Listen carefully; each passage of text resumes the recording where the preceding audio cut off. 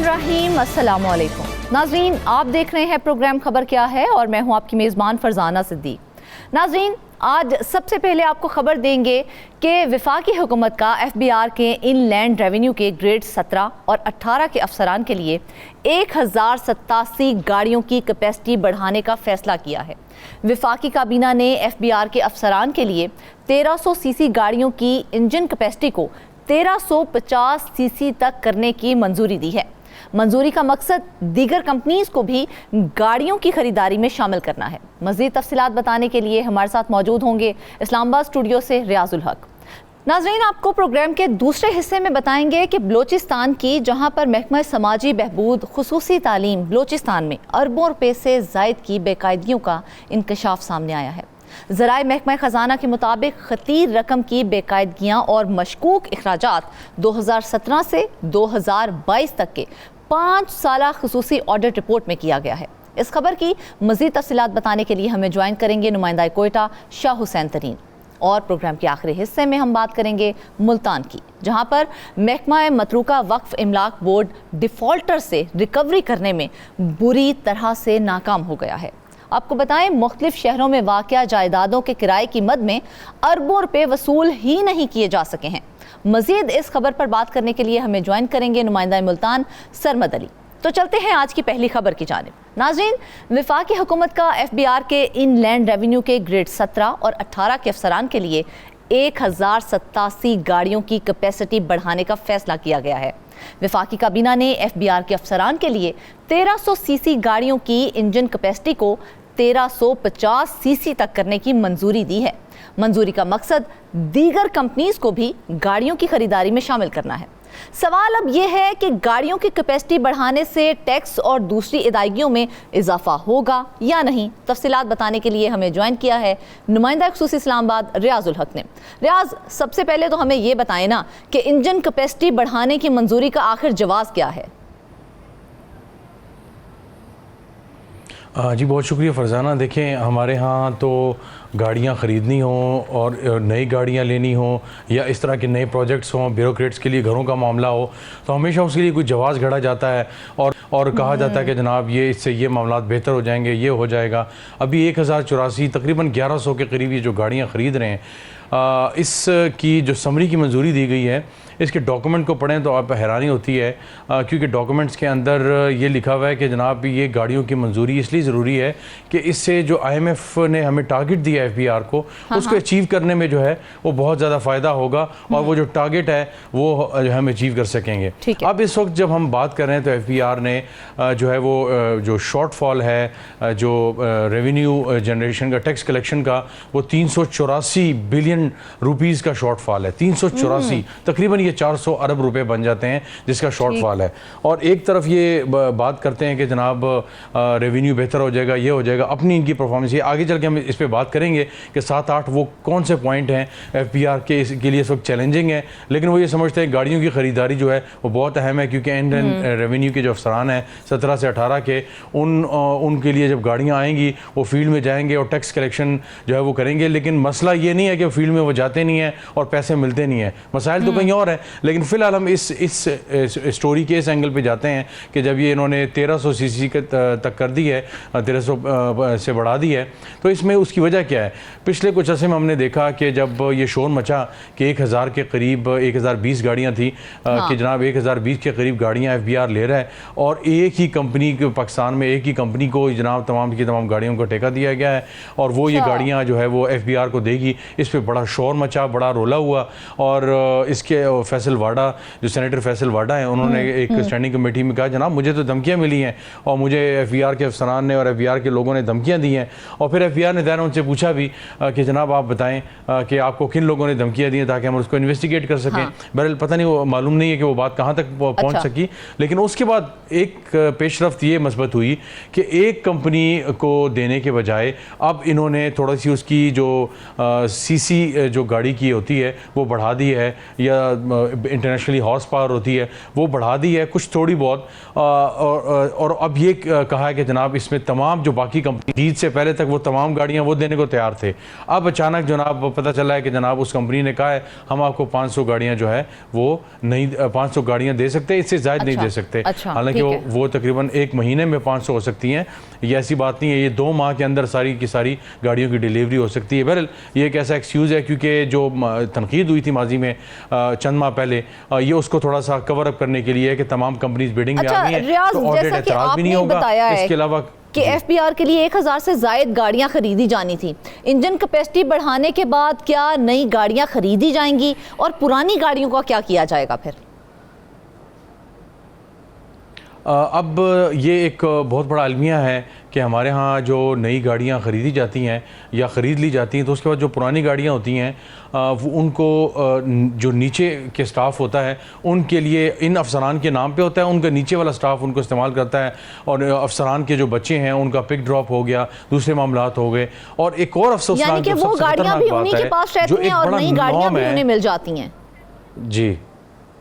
जी वो उनके पास रहती हैं और वो मोस्टली एफबीआर के अंदर रहेंगी। ये तो इनलैंड रेवेन्यू के जो अफसरान हैं जिनके पास गाड़ियाँ नहीं है ये उनके पास चली जाएंगी। ये जो बाकी गाड़ियाँ हैं वो एफबीआर के पास रहेंगी। ज़ाहिर है सारी की सारी तो नहीं है और शॉर्टेज भी है, तो वो तमाम की तमाम एफबीआर को मिल जाएंगी। एफबीआर के अफसरान जिनके पास एक गाड़ी थी, जिनको बहुत ज़्यादा मसला था कि दफ्तर आते थे तो बच्चों के लिए और दूसरे चीज़ों के लिए गाड़ी नहीं होती थी, तो ये गाड़ी अब 1-2 गाड़ियाँ घर पर हो जाएंगी, एक घर पर होगी और एक बच्चों को ड्रॉप करेगी। घर के काम का अचानक घर में कुछ मंगवाना पड़ जाता है तो एक गाड़ी वो होनी चाहिए और एक वो रियाज बच्चों के लिए गाड़ी होना भी क्या हुकूमत की जिम्मेदारी है या फिर हम सिर्फ अफसरान के लिए ही गाड़ी देना हुकूमत की जिम्मेदारी होती है? ये बिल्कुल ये किसी तौर पे भी हुकूमत की जिम्मेदारी नहीं है, और इनमें से बहुत से ऐसे अफसरान हैं जो मोनेटाइजेशन ले रहे हैं, यानी हुकूमत से तकरीबन 1,20,000 रुपये तक 1,20,000 रुपये तक ये मोनेटाइजेशन लेते हैं कि जनाब हम गाड़ी इस्तेमाल नहीं करेंगे और हम उसके बदले हुकूमत से ये मोनेटाइजेशन यानी अलाउंस लेंगे एक किस्म का, और ये कन्वेंस अलाउंस कह लें या कुछ होता है लेकिन यहाँ पे फेडरल में मोनेटाइजेशन कहा जाता है उसे, तो हम मोनेटाइजेशन लेंगे। तो 1 लाख तक 22 ग्रेड के अफसरान जो है वो लेते हैं, फिर 85 लाख फिर 80 लाख तक ये लेते हैं। उसके बावजूद गाड़ियाँ इस्तेमाल करते हैं, कहते हैं जनाब हमें मुख्तलिफ जगहों पर जाना पड़ता है, इस्लामाबाद में ऑफिशियल काम होते हैं, फील्ड में हमें जाना पड़ता है, तो हमने ये गाड़ियाँ तो इस्तेमाल करनी है।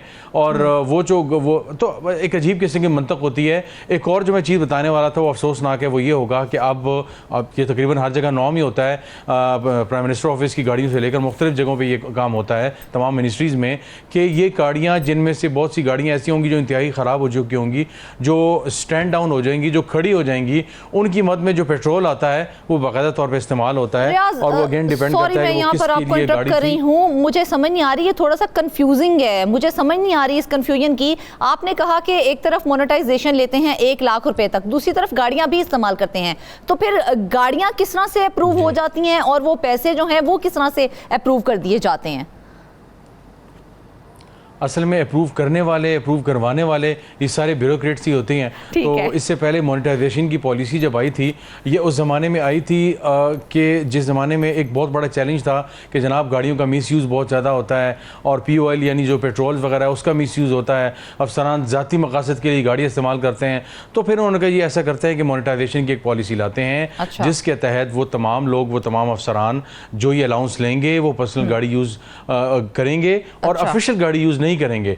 लेकिन यहाँ तो उल्टी गंगा बह रही है। अब वो अलाउंस भी लेते हैं 1 लाख तक और उसके अलावा ऑफिशियल गाड़ी भी यूज़ करते हैं। और कई अफसरान ऐसे हैं कि ये SOPs के अंदर लिखा हुआ है कि 5 बजे तक जो है वो गाड़ी ज़ाहिर सरकारी इस्तेमाल नहीं करेंगे, लेकिन अगर वो 5 बजे के बाद बैठते हैं, लेट नाइट बैठते हैं, तो फिर उनको सरकारी गाड़ी इस्तेमाल करने की इजाज़त।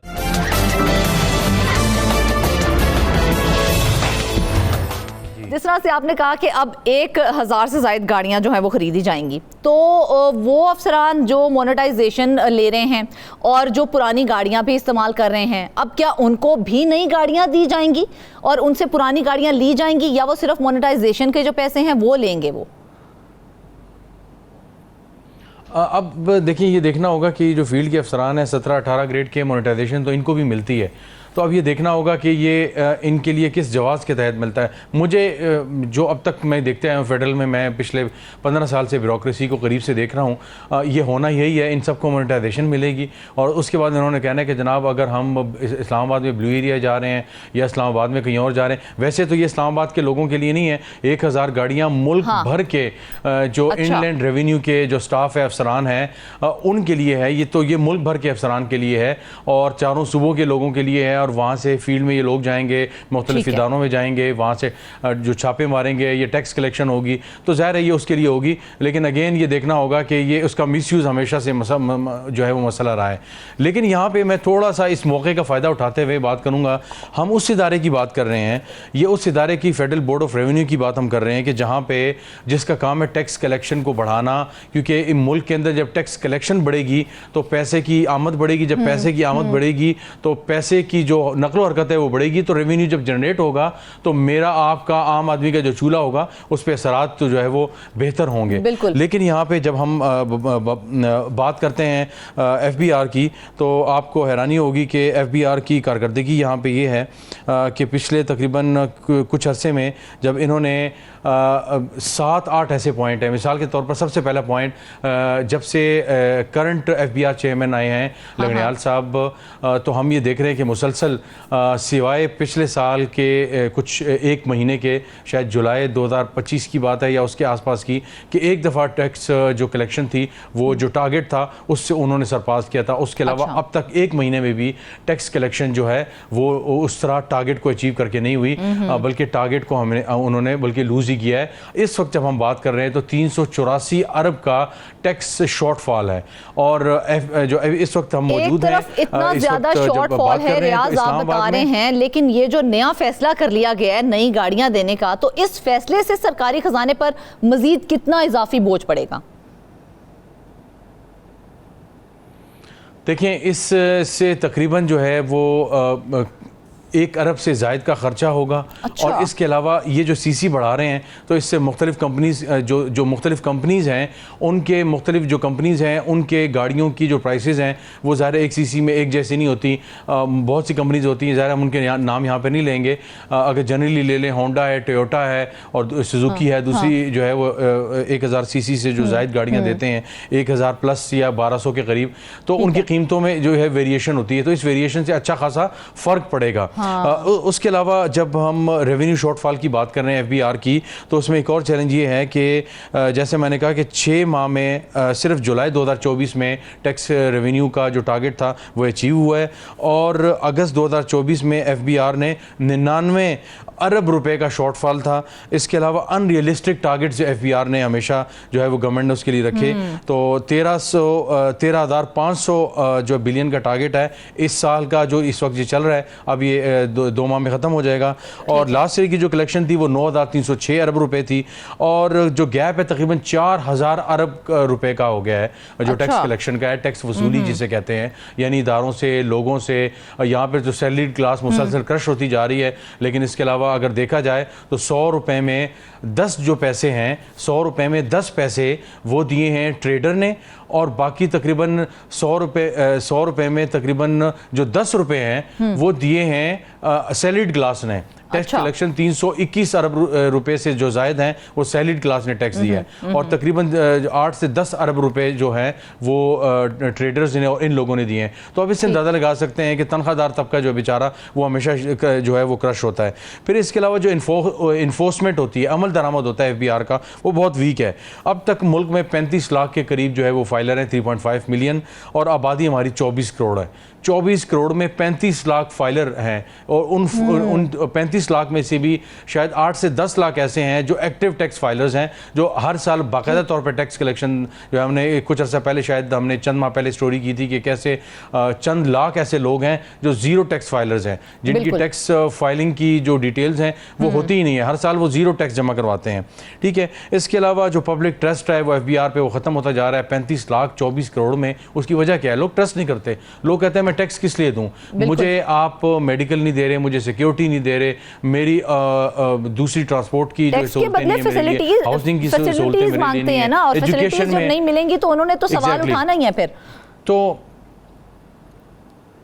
तो ये पब्लिक जो ट्रस्ट है ये इरोड हो चुका है। तो लोग क्यों आए? तो लोग टैक्स इवेजन करते हैं, लोग फिर वो चाहे वो कारखानादार है, चाहे वो रियल इस्टेट है, चाहे वो ट्रेडर है, उसकी तो बात ये जस्टिफाइड लगता है। उसकी वजह ये हुकूमत ने इतने बेतहाशा टैक्सेस और वो दूसरी इनडायरेक्ट टैक्सेस तो बेतहाशा हैं, तो इस चीज़ ने इतना ज़्यादा परेशान कर दिया है। दूसरी तरफ डिजिटलाइजेशन की बात है, अभी कुछ अर्सा पहले प्राइम मिनिस्टर ने FBR के एक प्रोग्राम की जो डिजिटलाइजेशन थी उसकी इनॉग्रेशन की कि जनाब कोई शख्स दुकान से कहीं से कोई चीज़ ख़रीदता है तो उसका डायरेक्ट जो है वो FBR के पास उसका डेटा जाएगा। लेकिन यहाँ पे हमने पिछले कुछ अरसे में देखा कि होता ये है कि जब यहाँ पे एक FBR की एक मशीन लग गई तो यहाँ पे अगर 1000 के करीब लोग कस्टमर आए तो यहाँ पे इन्होंने क्या किया, पैरेलल एक और मशीन लगाई होती है।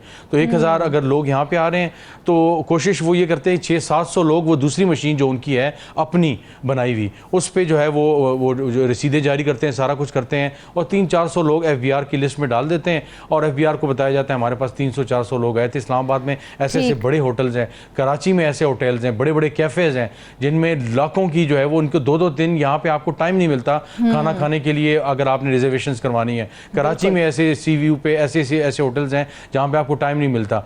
लेकिन जब आप टैक्स कलेक्शन की बात आती है तो जनाब उनके लाखों में टैक्स कलेक्शन होती है। देखा जाए टैक्स कलेक्शन तो होती नहीं है। और दूसरा हमारी इतलात के मुताबिक तो हमें यह भी पता चला था कि वजारत खजाना की जानिब से तहफ़्फ़ुज़ात का इजहार किया गया था जब कहा जा रहा था कि गाड़ियों की कैपेसिटी बढ़ाई जाएगी। तो वो कौन से तहफ़्फ़ुज़ात थे जिसका इजहार किया गया था?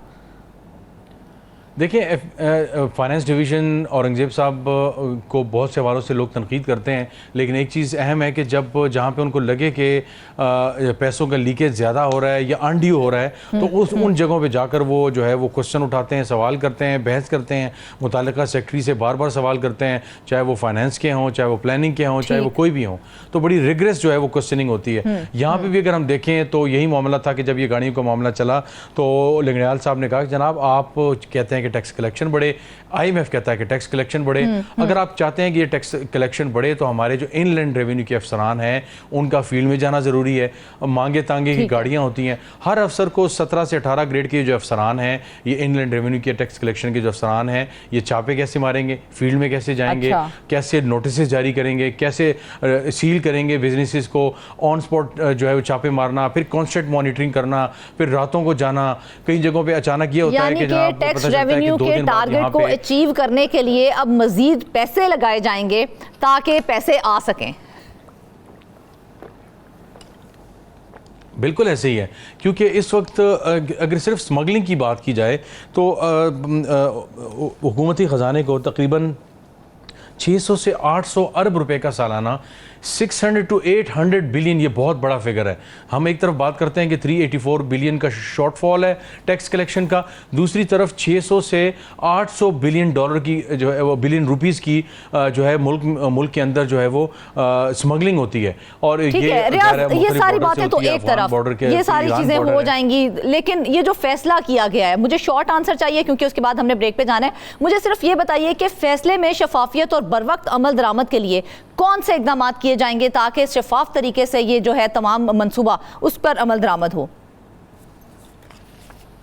देखें फरजाना, जो पहला इन्होंने काम किया है अब, यानी मैं कह रहा हूँ बल्कि दूसरा काम किया टेक्निकली, वो ये किया कि तमाम कंपनीज़ को अब जो गाड़ियों की कंपनीज हैं वो सब के सब कंपनीज इस प्रोसेस में शामिल होंगी, वो अपनी अपनी गाड़ीज़ के ऑफ़र देंगी और फिर उनके बाद ज़ाहिर है और क्विक, तो ये एक अच्छा स्टेप है कि ट्रांसपेरेंसी की तरफ FBR जा रहा है और ज़ाहिर है तनकीद के बाद जा रहा है, लेकिन ये जा रहा है। तो उम्मीद की जा रही है कि ये सारी मामलात, पेट्रोल के मामलात और इन तमाम गाड़ियाँ जो एग्जिस्टेंट लोगों के पास हैं, अगर ये नई उनके पास जाती हैं, एग्जिस्टेंट लोगों से ठीक है रियाज, देखा जाए तो हुकूमत की जानिब से अब जो फैसला की देखना है कि ये कितना शफाफ होता है और इस पर अमल दरामद के बाद हमें क्या नताइज बरामद होंगे। नाज़रीन वापस आएंगे ब्रेक के बाद।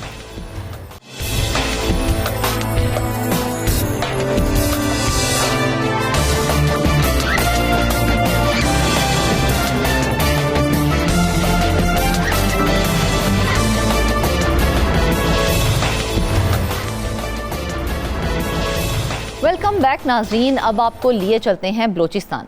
आपको बताएं कि महकमा समाजी बहबूद और खुसूसी तालीम बलोचिस्तान में अरबों रुपए से ज़ायद की बेकायदगियों का इंकशाफ सामने आया है। ज़राए महकमा ख़जाना के मुताबिक खतीर रकम की बेकायदगियाँ और मशकूक अखराजात 2017 से 2022 तक के 5 साला खुसूसी ऑडिट में किया गया है। इस खबर की मज़ीद तफसीलात बताने के लिए हमें ज्वाइन किया है कोयटा शाह हुसैन तरीन ने। शाह हुसैन, सबसे पहले तो हमें ये बताएं कि ये सारा मामला आखिर है क्या और कितने अरब की बेकायदगियाँ की गई हैं? जी फरजाना, ये मामला उस वक़्त उठा जब ऑडिटर जनरल ने खसूसी ऑडिट की 2017 से 2022 तक महकमा समाजी बहबूद बलूचिस्तान के अखराजात का। तो उस वक़्त ये इंकशाफ हुआ, ये बाकायदगियाँ सामने आई कि बड़े पैमाने पे यानी 2 अरब 86 करोड़ रुपए की बेकायदगियाँ हुई हैं। और ये सारे जो कुछ मशकूक अखराजात भी हैं, कुछ बेकायदगियाँ हैं, कुछ उसमें मशकूक अखराजात शामिल हैं। और उस वक़्त ये चीज़ सामने आई कि एक खतीर रकम जो कि 50 करोड़ रुपए से ज़ायद थी, इसकी रसीदें ही पेश नहीं की गई महकमा समाजी बहबूद की तरफ से, सोशल वेलफेयर डिपार्टमेंट की जानिब से ऑडिट हुकाम को। ऑडिट हुकाम ने जब ये इनसे रसीदें तलब की अखराजात की मद में कि जो अखराजात हुए हैं वो इनकी रसीदें पेश की जाए, मगर बार बार तलब करने के बावजूद वो रसीदें पेश ना की जा सकी। और इसके अलावा एक और खतीर रकम इसी में 77 करोड़ रुपए, यानी बहुत बड़ी रकम है बलूचिस्तान के हवाले से। 77 करोड़ रुपए के अखराजात का रिकॉर्ड ही मौजूद नहीं था समाजी बहबूद सोशल वेलफेयर डिपार्टमेंट के पास। जो अखराजात तो किए गए थे मगर उनका कोई रिकॉर्ड नहीं था। और इसके अलावा 12 करोड़ रुपए से ज़ायद की जो रकम थी, जो बेकायदगियाँ हुई थी, वो टैक्स कटौती के मद में है, जो कि हुकूमती टैक्सेस हैं, जो कि मुख्तलिफ मदात में जो है टैक्स कटौती होती हैं। सोशल वेलफेयर डिपार्टमेंट ने ये कटौतियाँ ही नहीं की थी कि वो सरकारी ख़जाने में जमा करा सकें। तो इस किस्म की जो बेकायदगियाँ हैं ये 5 साल के दौरान हुई। ये तो सिर्फ 5 साल की एक ऑडिट रिपोर्ट है जो सामने आई है। यानी ये सिलसिला तो साल से चला आ रहा होगा ना, ये पहली मरतबा जो कि ऑडिट हुई है तो ये चीज़ें सामने आई है। अरबों रुपए की बेकायदगियाँ हुई हैं, असल जिम्मेदार हम किसको ठहराएंगे? ये तो हमें बज़ाहिर दिखाई दे रहा है ना कि ये इनके फ़राइज़ थे, इन्हें अदा करना चाहिए था। आखिर इतने अरबों रुपए की किसने बेकायदगी की है? जी, चूँकि ऑडिट हुकाम की रिपोर्ट में ये चीज़ मेंशन नहीं है। वो ऑडिट हुकाम जो है वो किसी को नॉमिनेट नहीं करती। ऑडिट हुकाम एक डिपार्टमेंट का ऑडिट करती हैं, उसमें जो चीज़ें सामने आती है फिर हुकूमत से सिफारिशात की जाती है। ऑडिटर जनरल हुकूमत से सिफारिश करता है कि वो तहकीकात कराएँ। वो तहकीकात कराएँ और जो लोग इसमें मुलविस हैं उनको सामने लाएँ, उनको नॉमिनेट करें, फिर उनके खिलाफ डिसिप्लिनरी एक्शन ले लें। और जो रूल्स है हुकूमत के वो उसके मुताबिक उनके खिलाफ एक्शन लें, उनके खिलाफ केसेस कायम करें। यहाँ पे एंटी करप्शन का डिपार्टमेंट मौजूद है या नैब अदालतें मौजूद है, इनके खिलाफ केसेस करें। फिर ये हुकूमत का काम होता है कि वो ऑडिटर जनरल की सिफारिशात की रोशनी में फिर तहकीकात करें। शाह हुसैन, मुझे ये बताएं कि अब इनके खिलाफ क्या कोई एक्शन लिया गया है या नहीं लिया गया? नहीं फरजाना, अभी तक जब से सिफारिशात सामने आई हैं अभी तक हुकूमत की तरफ से ऐसा कोई एक्शन सामने नहीं आया कि जो इन सिफारिशात पर अमल दरामद यकीनी बनाए। यकीनन हुकूमत जो है वो भी इस बारे में जो है वो उनका कहना यह है कि वो तमाम महकमों में शफाफियत को यकीनी बनाएगी। और करप्शन के हवाले से या किसी भी बेकायदगी के हवाले से हुकूमत का ये कहना है, ये दावा कि वो ज़ीरो टॉलरेंस है। ख़ासकर मौजूदा जो हुकूमत है सरफराज भुट्टो की, तो उनका स्टैंड बड़ा क्लियर है। वो कहते हैं कि हम जो भी करप्शन सामने आएगी, जो भी बेकायदगी सामने आएगी उस पर एक्शन लिया जाएगा। और गवर्नेंस के मामले में वज़ीर आला बलूचिस्तान ने बार बार ये कहा है कि गवर्नेंस के मामला, खुद उसने इतराफ़ किया कि बलूचिस्तान में गवर्नेंस के मामला ठीक नहीं है। यानी जो डिपार्टमेंट्स हैं वो सही तरीके से नहीं चल रहे, हुकाम ठीक नहीं चल रहे। तो गवर्नेंस में शफाफियत लाने के लिए हुकूमत इकदाम कर रही है। इसीलिए अगर वो अभी तक यही सोचते रहेंगे शाह हुसैन कि हम इनके खिलाफ एक्शन लेंगे, कोई कार्रवाई करेंगे, लेकिन कार्रवाई तो अभी तक कोई की नहीं गई है, कोई एक्शन तो लिया नहीं गया है, फिर रिकवरी कैसे होगी और कैसे मुमकिन है ये रिकवरी? जी बिल्कुल फरजाना, ये अगर हम यूँ कहें ना कि बहुत से मामला यहाँ पे ऐसे होते हैं ना, हुकूमत ऐलाना तो करती है मगर बात वही आ जाती है कि हनूज दिल्ली दूर अस। तो अब सिर्फ ऐलानात तक ही महदूद है मामला, और अभी तक हुकूमत की तरफ से किसी भी ऑफिशल्स जो सोशल वेलफेयर डिपार्टमेंट के हैं उनके ख़िलाफ़ कोई एक्शन नज़र नहीं आया, उनको कोई नोटिस नहीं किया गया है, किसी भी अहदेदार को किसी भी एहलकार को अब तक कोई नोटिस नहीं हुआ है कि ये जो ऑडिटर जनरल की रिपोर्ट है, इन रिपोर्ट की रोशनी में सेक्रेटरी सोशल वेलफेयर या फिर डीजी सोशल वेलफेयर वो इसके तहकीकात कराएँ और जो भी इसमें मुलविस हैं उसकी निशानदेही करें ताकि उनके ख़िलाफ़ एक्शन लें, डिसिप्लिनरी एक्शन लें, उनके खिलाफ अगर केसेस बनते हैं तो अदालतों में इनके खिलाफ केस कायम करें। अच्छा शाह हुसैन, अगर समाजी बहबूद के इदारों का ये हाल होगा तो लोगों की फलाह कैसे मुमकिन है? आम अफराद को किस तरह से फ़ायदा पहुँचाया जाएगा फिर? बिल्कुल फरजाना, ये सोशल वेलफेयर डिपार्टमेंट ये समाजी बहबूद यानी आवाम के फलाह व बहबूद का महकमा है। बलूचिस्तान में तो हालात ऐसे हैं ना कि यहाँ पे तो बड़े पैमाने पे काम करने की ज़रूरत है, मगर सोशल वेलफेयर डिपार्टमेंट का ये हाल हो आखिर तो बाकी डिपार्टमेंट में क्या हालात होंगे। मगर ये कि हुकूमत पे डिपेंड करता है कि हुकूमत मामलात को क्लियर करने, गवर्नेंस, गुड गवर्नेंस के क़याम को यकीनी बनाने के लिए हुकूमत क्या इक़दाम करती है। अभी तक मामला जैसे कि मैंने बताया कि सिर्फ ऐलानात तक ही महदूद हैं और हमें आज तक जो है ये कोई ऐसे शवाहिद नज़र नहीं आया है, ऐसे चीज़ कुछ सामने नहीं आई कि हुकूमत इस मामले में कितनी संजीदा है और संजीदगी कितनी है हुकूमत की। जो ऑडिटर जनरल की सिफारिशात हैं तो हुकूमती इक़दाम पे मुनहसर हैं कि हुकूमत क्या एक्शन लेती है। लेकिन हमने तो यही देखा है कि बलूचिस्तान हुकूमत जो है वो बहुत सारे ऐलानात कर रही है और बलूचिस्तान की बेहतरी के लिए बहुत से फैसले भी किए जा रहे हैं, तो क्या वो सिर्फ फर्जी बातें ही हैं, उन पर अमल दरामद कोई भी नहीं है? फरजाना, ऐलानात बिल्कुल आपने ठीक कहा कि यहाँ पे हुकूमत की तरफ से बहुत से ऐलानात हो रहे हैं और ख़ुद अगर हम ये कहें कि वज़ीर आला बलूचिस्तान ने ये इतराफ़ किया था अब से चंद माह पहले कि उनके जितने भी अहकामात जारी किए उन्होंने मुख्तलिफ़ मामलात को ठीक रखने के लिए, उसका ये इतराफ़ था कि उनमें से 95% ऐलानात पर अमल दरामद नहीं हुआ। चूँकि ब्यूरोक्रेसी जो मुर्द इल्ज़ाम ठहराया जा रहा है कि ब्यूरोक्रेसी इतनी मजबूत है कि उसके ख़िलाफ़ एक्शन अगर लिया जाता है तो हुकूमत के लिए मामला के लिए मुश्किलात पैदा किए जाते हैं इसकी तरफ से। और फिर जो है क्योंकि मखलूत हुकूमत है बलूचिस्तान की और वज़ीर आला की भी अपनी मजबूरियाँ होती है, सबको साथ लेके चलना पड़ता है। तमाम जो पार्टियां हैं, मुख्तलिफ सियासी जमातें जो हुकूमत में शामिल होती है उनको भी इकट्ठा रखना पड़ता है, उनको भी साथ लेकर चलना पड़ता है। तो बहुत सी चीज़ें ऐसी हैं कि जिनको हम कह सकते हैं कि हुकूमतों की मजबूरियाँ होती है। इसीलिए वज़ीर आला ने इतराफ़ किया था कि उनके 95% अहकाम पर अभी तक अमल दरामद नहीं हुआ। क्यों शाह हुसैन, बलूचिस्तान हुकूमत इतनी मजबूर क्यों है कि वो अपने ही किए हुए ऐलानात के ऊपर अमल दरामद नहीं कर पा रही है? हुकूमत इस हवाले से काफ़ी जो है उनकी कमज़ोरियाँ सामने आई है। गवर्नेंस के दावे तो किए जाते हैं मगर जो इक़दाम किए जाते हैं गवर्नेंस की बेहतरी के लिए उन इक़दाम पर अमल दरामद का फुकदान होता है और बाज़ डिपार्टमेंट्स में इक़दाम उठाए गए हैं मगर ये कि उसके रिजल्ट अभी तक सामने नहीं आए। जैसा कि बिल्कुल शाह हुसैन, देखा जाए तो ये बहुत ही हैरानगी वाली बात है। गुड गवर्नेंस के दावे किए जाते हैं और बलूचिस्तान हुकूमत की जानिब से बहुत से ऐलानात किए जाते हैं, ऐलानात भी खुद किए जाते हैं, लेकिन अफसोस की बात है कि उन पर अमल दरामद खुद ही अपनी ही हुकूमत नहीं कर पाती है। इस हवाले से वज़ीर आला बलूचिस्तान को एक ठोस इक़दाम जो है वो करने चाहिए और ख़ास तौर पर सोचना चाहिए कि वो फैसले, वो ऐलानात जो किए गए हैं उन पर अमल दरामद किस तरह से होगा। नाज़रीन, वापस आएंगे ब्रेक के बाद।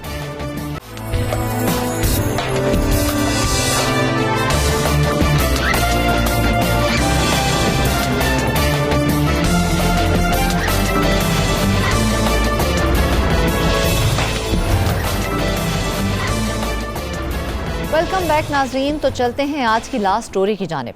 आपको बताएं कि मुल्तान में महकमा मतरूका वक्फ इमलाक बोर्ड डिफ़ॉल्टर से रिकवरी करने में बुरी तरह से नाकाम हो गया है और मुख्तलिफ शहरों में वाक़या जायदादों के किराए की मद में अरबों रुपये वसूल ही नहीं किए जा सके हैं और सरकारी दस्तावेज़ात ने महकमा मतरूका वक्फ इमलाक बोर्ड की नाकिस कारकर्दगी का पर्दा चाक कर दिया है। मजीद इस खबर पर बात करने के लिए हमें ज्वाइन है नुमाइंदा मुल्तान सरमद अली ने। सरमद, सबसे पहले तो हमें ये बताएं ना कि वक्फ इमलाक बोर्ड किराया जात की रिकवरी में क्यों नाकाम हुआ है? क्या सोर्सेज मौजूद नहीं हैं या कोई और वजह है? बिल्कुल ये कहा जा सकता है कि जो मुलाजमीन हैं उनके पास वसाइल की कमी है, और वसाइल की कमी के साथ साथ कौमी मफाद के बजाय ज़ाती मफाद को जो है मुलाजमीन की जानिब से तरजीह दी जाती है। इस वजह से भी जो रिकवरी है वो नहीं हो पाती। तीसरी सबसे बड़ी वजह जो है वो कानूनी चाराजोई है। यहाँ पर किराया और जो लीज पर दी गई प्रॉपर्टी दी हुई होती है उसकी रकम को वसूल करने में, जब शहरी जो हैं वो लीज पर लेने के बाद जगह को मामलात अदालत में ले जाते हैं तो मामलात अदालत में कई साल चलते रहते हैं, और जितना अरसा ये मामला चलते रहते हैं उस वक्त तक स्टे होता है, और ना ही वहाँ पे मुलाजमीन जाके अब डिमांड कर सकते हैं कि उनको जो किराया बनता है वो उनसे डिमांड किया जाए। तो ये मुश्किलात जो हैं वो इन मुलाजमीन को आती हैं, जिसकी वजह से जो हमारे पास दस्तावेज मौजूद हैं उसके अंदर 1 अरब 70 करोड़ रुपए से जायद की ये रकम बनती है, जो कि महकमे ने जो शहरी हैं जिन्होंने ये ज़मीनें जो हैं वो ठेके पे ली हुई हैं, किराए पे ली हुई हैं इमारतें, उनसे वसूल करने हैं। मैं अब इसके बैकग्राउंड में थोड़ा सा चला जाऊं। ये मतरूका वक्फ अमलाक एक इदारा बनाया गया था 1947 में, पाकिस्तान जब क़याम हुआ पाकिस्तान का, तो इस इलाके में जहां पर आज पाकिस्तान है यहाँ पर हिंदुओं और सिखों की बड़ी तादाद यहाँ पर रहा करती थी। उनकी यहाँ पर इमारतें, बंगले, दुकानें और ज़रई जो और कमर्शियल प्रॉपर्टी यहाँ पे बड़ी तादाद में थी, उस सब की टेक केयर करने के लिए ये इदारा बनाया गया था। इस इदारे का काम जो है वो इन अमलाक की टेक केयर करना, उनको टूट फूट का शिकार अगर हो जाएं उनकी मुरम्मत करवाना, और वहाँ से हासिल होने वाली जो इनकम है उसको जो हमारे माइनॉरिटीज़ हैं उनकी फलाह बहबूद के लिए इस्तेमाल करना था। अगर बात कर ली जाए पंजाब की, तो पंजाब के अंदर इसके हर शहर में दफ्तर मौजूद है, और तकरीबन हर शहर में ही मतरूका वक्फ अमलाक काफ़ी बड़ी तादाद में मौजूद हैं। और उनके लीज सिस्टम के तहत इनको लीज पर दिया जाता है, बाकायदा ओपन ऑक्शन होती है। किसी भी इमारत को जो है वो जब उसकी ऑक्शन की जाती है उसका इश्तिहार होता है, और एक कंप्लीट तरीकाकार होता है जिसके तहत ये जो इमारतें और ज़रई अराजी है ये शहरियों को दी जाती हैं। क्या इस सूरत हाल को देखते हुए हम ये कहें कि बोर्ड के पास वाजबात की वसूली का मौसर तरीकाकार ही मौजूद नहीं है? मौसर तरीकाकार तो इनके पास मुकम्मल तौर पर है, ये कानूनी मदद भी लेते हैं। लेकिन शहरियों की जानिब से अदालतों का जो है वो नाजायज़ फ़ायदा उठाते हुए जो है वो लीज़ को एक्सटेंड करवाने के केसेस कर दिए जाते हैं, या जो है वो इस तरह के केसेस कर दिए जाते हैं जिसके अंदर कानूनी अमूर के अंदर इदारे को उलझा दिया जाता है, और जो केसेस हैं वो साल हर साल तक चलते रहते हैं। 5 से 10 साल तक ये केस चलना तो मामूल की बात होती है। इस वजह से जो रिकवरियां हैं वो यहाँ पर नहीं की जा सकती, और केसेस जितने ज़्यादा तवील होते हैं उतना ज़्यादा इदारे को नुकसान होता है। जब केस का फैसला आ जाता है उसके बाद इदारा जो है वो मुकम्मल रिकवरी करने का हक रखता है, और मुकम्मल रिकवरी करने के लिए कानूनी चाराजोई का भी इस्तेमाल जो है वो इदारे की जानिब से किया जाता है। सवाल तो ये पैदा होता है ना सरमद कि वो जो कानूनी कार्रवाई की जाती है वो कितनी लंबी चलती है? अगर वो साल चलती रहेगी तो फिर इतनी बड़ी रकम की वसूली किस तरह से की जाएगी? जी बिल्कुल, कानूनी चाराजोई जो है वो सालों पर मुहित होती है। इसी वजह से नोटिस के ज़रिए और जो है वो मुकदमात करवाकर जो शहरी हैं जिन्होंने ली भी होती है ज़मीन लीज़ के ऊपर, उनसे कोशिश की जाती है कि उनसे जितनी ज़्यादा हो सके रकम जो है वो वसूली जाए, और जो है उनको जो है इदारे का नुकसान जो है वो कम से कम किया जाए। जब वसूल की जाएगी तब की बात है ना, वसूल होगी तब देखेंगे। लेकिन इतनी बड़ी रकम की अदम वसूली से महकमाना कारकर्दगी पर क्या असर पड़ा अब तक?